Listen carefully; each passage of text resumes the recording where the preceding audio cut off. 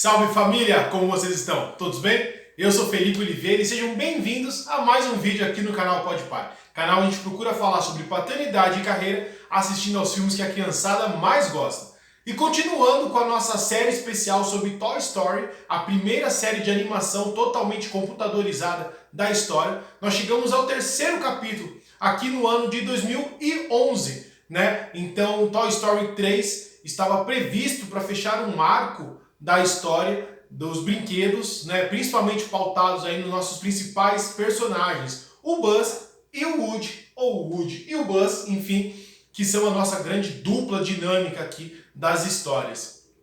E a história começa com um misto de despedida, de incerteza, de mudança de cenário, né? Se nos primeiros dois filmes nós acompanhamos como o Andy, que é a criança dos brinquedos, se divertia e criava todo um mundo imaginário junto aos seus brinquedos, aqui é um momento de cisão, é um momento de encerramento de um ciclo para o início de um próximo. Andy já está na casa dos seus 17 anos, está indo para a universidade e precisa fazer uma difícil decisão. Quais brinquedos vão para o lixo e quais brinquedos vão para o sótão, né? Afinal de contas, ele já tinha decidido que o único brinquedo que iria acompanhá-lo aí para o campus seria o seu bom e velho parceiro de sempre, o Woody. E devido a uma confusão, um desalinhamento ali na hora de recolher os brinquedos e de notificar, né, quais que seriam para o sótão, quais que iriam para o lixo, a mãe do Andy acabou levando os brinquedos para a lixeira. E os brinquedos, naquele desespero de serem jogados fora, eles acabaram fugindo da sacola e entrando numa caixa de doações que a mãe do Andy estava fazendo para um berçário, um misto de creche infantil com escola, chamado Sunnyside. O Woody não queria ir para Sunnyside, defendeu até o final a intenção do Andy de mandá-los para o sótão e que lá no sótão eles ficariam, os brinquedos ficariam ali guardados, reservados, eles teriam uma vida, se não a melhor possível, pelo menos estariam seguros num lugar familiar. E houve o primeiro embate entre o Buzz e o Woody, um embate de ideias que vem caracterizando a relação entre eles desde o primeiro filme. Então aqui nós vimos que o Buzz estava, juntamente com os outros brinquedos, destinados a irem para doação, né, a irem para Sunnyside, enquanto o Woody queria que eles ficassem no sótão. Interessante ver nesse começo de relação que o número de brinquedos, né, a quantidade de brinquedos do Andy diminuiu consideravelmente. Então somente aqueles que acabaram se tornando os principais personagens ou os principais coadjuvantes para o Buzz e para o Woody ficaram ali e tiveram participação no terceiro filme. Um personagem específico que não apareceu no terceiro filme vai ter um papel muito especial, mas isso é informação para o próximo vídeo. Continuando aqui no Toy Story 3, então quando eles vão para Sunnyside, os brinquedos conhecem um outro ambiente, né? Um ambiente onde os brinquedos existem para trazer alegria para as crianças e não tem um dono, né? Os brinquedos são de todas as crianças e todas as crianças são de todos os brinquedos. Bem-vindos a Sunnyside, amigos. Meu nome é Lotso, o ursinho fofo, mas podem me chamar só de Lotso. Buzz Lightyear, nossa missão é de... Para sua informação, adoro abraçar. Olha só. Pelo jeito, o dia de vocês foi bem difícil. Foi um dia terrível. Agora estão todos seguros. Somos todos rejeitados aqui. Fomos abandonados, doados, trocados, rifados ou simplesmente jogados fora. Mas vamos descobrir que isso foi a melhor coisa que poderia ter acontecido a vocês.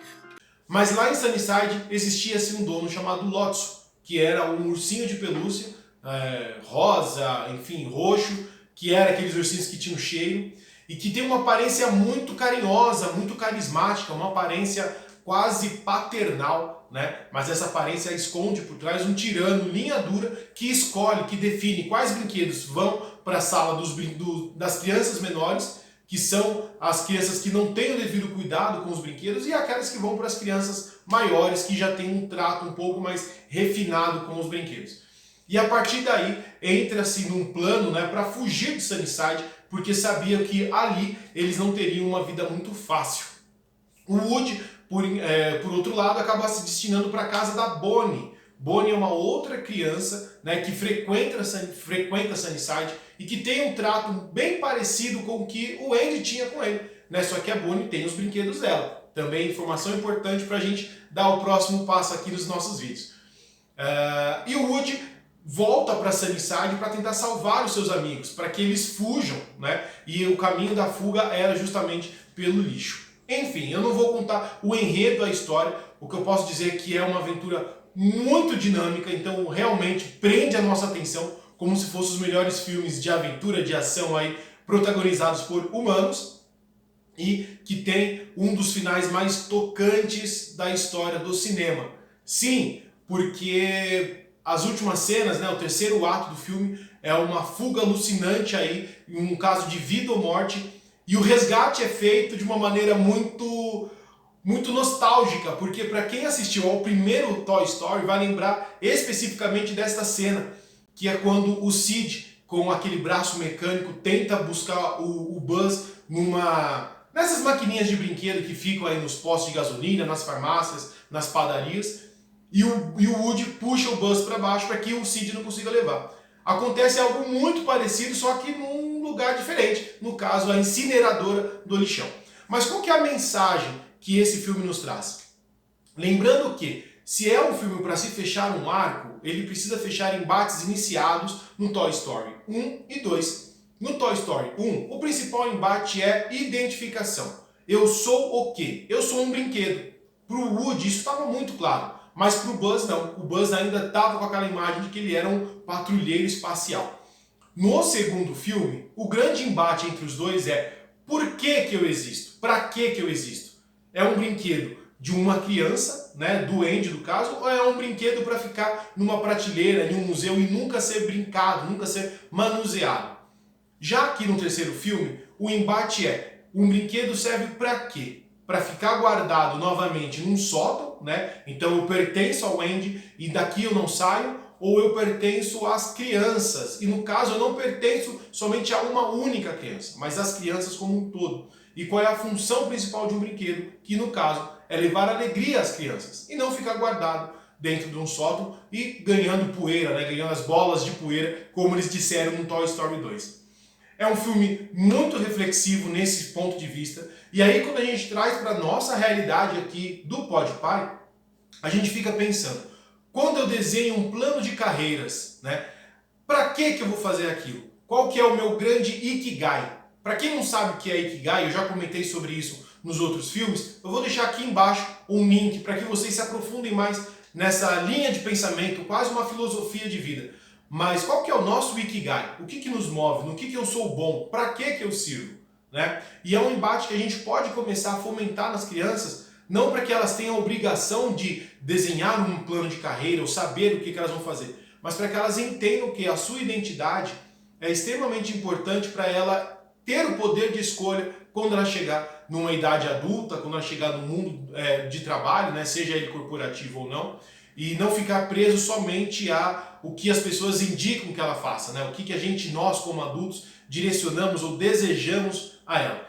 Então, o filme termina com uma despedida muito emocionante, né? A despedida entre o Andy e os brinquedos, principalmente entre o Andy e o Woody, que sempre foi o seu grande parceiro, e aí a Disney Pixar teve o cuidado de fazer uma mini retrospectiva entre eles, e ao final a gente vê que os brinquedos não ficam em Sunnyside, mas eles acabam indo para casa da Bonnie. Então a Bonnie acaba se tornando o novo Andy para as crianças, né? É a criança dos brinquedos, desses brinquedos que um dia tiveram o Andy, né, e agora tem a Bonnie, e conhece uma outra turma, e a partir daí, só dando um spoiler aqui rápido, o Toy Story criou uma franquia de animação. Então tem os especiais, os curta-metragens especiais aí do Toy Story, como é o do Dia das Bruxas, enfim, outras aventuras que quem quiser buscar tá na Netflix, recomendo porque é muito divertido. Mas para nós, aqui espectadores, este filme estava fechando um grande ciclo.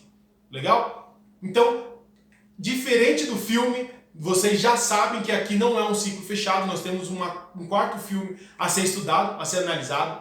Então, aguenta aí a ansiedade que semana que vem com outro bate-papo. Mas enquanto isso, não se esqueça dos passos que eu sempre peço encarecidamente para vocês. Comentem aqui embaixo o que vocês acharam da minha análise, o que vocês acham de Toy Story, quais são as lembranças que vocês têm de Toy Story. Eu tenho muito porque, como eu falei, o primeiro filme foi lançado, eu tinha 8 anos e hoje eu assisto Toy Story com os meus filhos.